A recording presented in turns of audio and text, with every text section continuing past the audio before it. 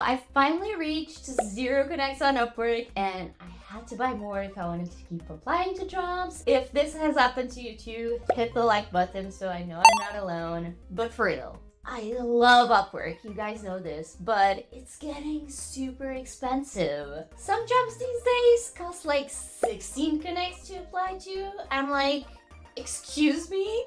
Even my categories. Like, they only give us 10 free connects per month. What do you mean I need to spend 16 to apply to a job? There's also boosted proposals, which we talked about in the past video, but in today's video, we're diving a little bit deeper into the world of connects, how to manage them, what to do when you run out, and yes, it pains me to say, but alternatives to Upwork if you don't want to spend that much on connects. But before I reveal to you my top tips, why don't you do me a little favor and hit the subscribe button below so you don't miss out on my next video filled with freelancing tips just like this one. Now, if you're ready to take control of your freelancing career and find the perfect job opportunities without burning a hole in your pocket, keep on watching and make sure you stick around to the end for a bonus tool that will give you a head start in your freelancing journey. Let's go. So you may know this, you may not, but once you first start an Upwork account, you start with 40 free connects. So that's already a good start that they give you. Then you get an additional 30 free connects once you reach the Rising Talent badge. I'll show you the requirements somewhere right here on the screen so you can pause it and read them, but I'll also link them down below. You also can get some connects back to you once you get interviewed for a job, so a client answers your proposal, and if this is an established client. You do also get some free connects for completing an Upwork skill certification. And on top of that, you get 10 free connects per month, like I just mentioned in the intro. So put that all together and you have a good amount of connects to start off with. The key thing here, like I said before, is to make the best out of those free connects that they give you so you don't have to buy more so quickly. So if you haven't burned through all of those free connects, congrats, you're one of the lucky ones, so you want to really use the ones that you have left to your advantage. But even if you have burned through all of your connects, definitely keep on watching because it's never too late to try again the right way, and you can essentially reset your initial free connects by buying that amount of connects. I know it's not the ideal, but you could definitely do that. My tip for you, if you're looking to use your connects the right way, and by the way, I'm not claiming that this is the only way to do things, this is the way I do things and that I've seen success with, but in my opinion, it comes down to two things: choosing the right job and sending a great proposal. And of course, you do want to have a good profile to back that up. That's something we can talk about in a different video, but I've also done a video on that before. I'll link it right here. But in order to choose the right job, there are a couple of things you want to keep in mind, and I have them on the list right here so I don't forget any. So the first one is to check the budget.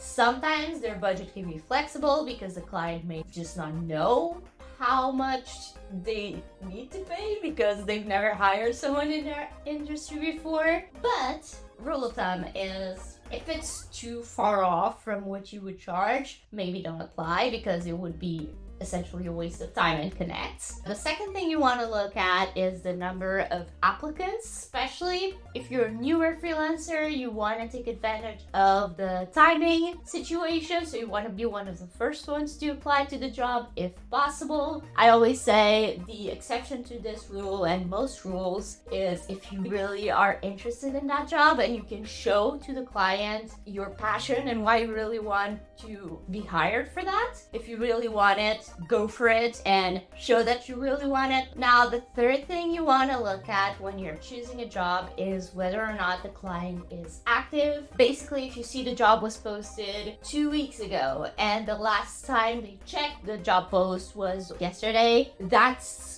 not too bad. But if you see the job post was posted last week, for example, and the last time they looked at it was last week, they've probably given up on it and found someone elsewhere, so don't even bother applying. Now, the fourth thing you want to look at is if there are any red flags in the job post. Red flags to me include asking you to contact them outside Upwork, mentions of Telegram and WhatsApp. If you've seen any of my past videos, you'll know those are dead giveaways of scams, essentially. Anything that looks too good to be true. Oh, a big red flag for me is if the client just didn't bother with their job post. If it's just one sentence and very vague and it doesn't tell you enough for you to know whether or not you want to apply to the job, that's not worth it in my opinion. On the other hand, if the client seems to be already too demanding from their job post, if they need you to have 10 years of experience and a degree and this and that, if that's the case, the job post can be super descriptive, but the client is usually not worth it. So obviously use your best judgment, go with your gut. If it feels wrong, don't apply. There are many jobs, you don't need to waste your time with the wrong ones. And obviously, last but not least, you want to make sure that it is the right job for you. You don't want to apply to something just because you think you can do it or just because you're desperate for work. You definitely want to be as picky as you can. Now, I understand not everyone can be picky, but if you already have a full-time job or if you're studying, be picky. Choose your first few clients carefully, because if you don't, they may leave you a bad review, and that will be a horrible start to your freelancing career. It will be a horrible experience on your end as well. Like, you don't want your first few clients to be assholes. And then obviously, I want to talk to you about sending great proposals that stand out. That's really important. You don't want to send something that's copy and pasted from a template. So a good proposal really quickly should have the name of the client if possible. You can usually find this in feedback from past freelancers to that client. You want to include a good hook. When the client is looking through all the proposals, they only see 1 or 2 sentences of your proposal. So you want to make sure to include a sentence that will make them stop and be like, I want to read the rest of this. For example, if I was applying for a UGC job, I would be saying something like, let's create some great content together. And then just really quickly, don't spend too much time on your proposals. Don't fill it up with fluff. I learned this throughout the years, like less is more in proposals because the client is busy. You want to quickly prove to them that you can do it. This can be best done usually by sharing some of your past work, attaching something, a portfolio piece, something you've worked on before that kind of matches what they want to be done. You should also explain why you're the right person for the job. Do you have lots of experience in the area or in the industry? Do you have a big passion for what you're doing? Showing why you're passionate, showing why you applied to that job and not the other job that you saw on Upwork, and really showing that you care. Usually for me, this comes about sending questions, showing that you want to know more about the client and their business in order to help them. So I usually ask for their website, any social media that they have. I ask what their goals are. Anything like that will help me understand them better and help them better. Always end with a call to action. Let them know whether you want to book a call with them to speak with them further, or if you want them to message you with any questions. Show that you're open to conversation. That's the best thing. And if you can,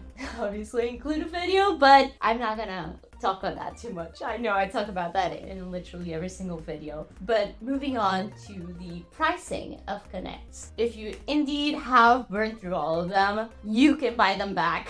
I'll actually show you on the screen right now how you can buy more, but essentially you go to settings, then membership, and then buy Connects. And you can basically select the amount you want. Now, alternatives to Upwork, because I know a lot of you may want to branch out. Even if you don't want to give up on Upwork altogether, definitely I don't. But I have definitely been dipping my toes in the water in different platforms. So the first one is Contra. You've heard me talk about this before. I'll link the video right here that I did on them. Basically, Contra is a newer platform, but they currently charge no fees at all. all. So that's great for you to start on, and they also allow you to create your own portfolio website. So that's a pretty easy way to look more polished and professional as a freelancer. The other one is LinkedIn. If you don't know, LinkedIn now has a kind of built-in freelancing platform. I'm not the biggest fan of LinkedIn, I'll be honest, but essentially you want to set up a good profile, post that you're open to work, and make sure that you're slowly but surely building your network there. People will share your stuff if they have worked with you before and they can vouch for you. I recently did this actually. I was looking for more UGC work, and so I posted that I was looking for that, and a few people actually shared that and vouched for me, which was pretty awesome. And I did get one gig from that, so that was worth it. Another thing that you can look at is Facebook groups, whether it is groups for freelancing work in general. You can join Facebook groups for people in the industry that your ideal client is in, or you can also join groups for social media managers or web designers or stuff like that, where people can sometimes ask for referrals. And again, for Facebook groups, make sure at the very least that what people can see in your profile, like if they're not your friend, is polished enough and you don't have anything embarrassing there. Now, the next thing you can do, and I always recommend this, like, aside from having an Upwork profile or a Contra profile or a LinkedIn, I highly recommend you have a social media profile of your choice. You can use Instagram, that's my favorite. You can use Twitter, TikTok even. You can use LinkedIn and have them like a 2-in-1. Now, I'm gonna warn you, this is not an overnight thing, so it will take time to build this. That's why I usually recommend it to do on the side of having a freelancing platform where you can actively apply to jobs. So social media, you need to build it, and then you'll eventually have people coming to you wanting to work with you. You also don't need like to have thousands of followers in order to get clients from social media. I got my first client from Instagram when I had 100, 200 followers. It just started raining. I don't know if you could hear it, but if you want recommendations on platforms, I would say if your work is of a more visual nature, so if you're a web designer, graphic designer, anything like that, I would recommend Instagram or TikTok. If you want to focus on building relationships, writing, and that kind of stuff, I would recommend Twitter or LinkedIn. Other than that, there are some specific platforms that you can find in your niche. So for example, if you want to do UGC content,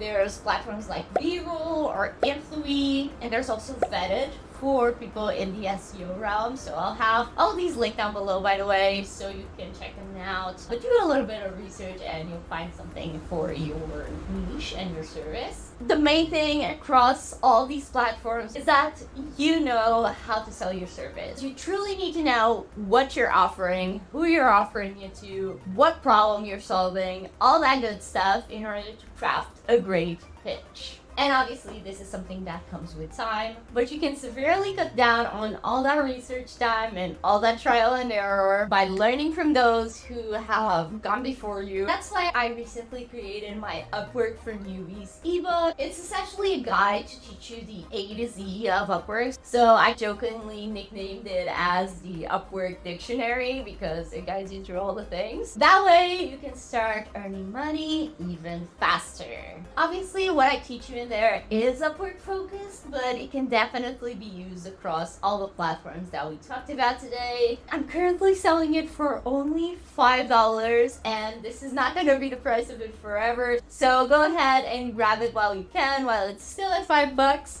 The link is right down in the description. And yeah, that's all.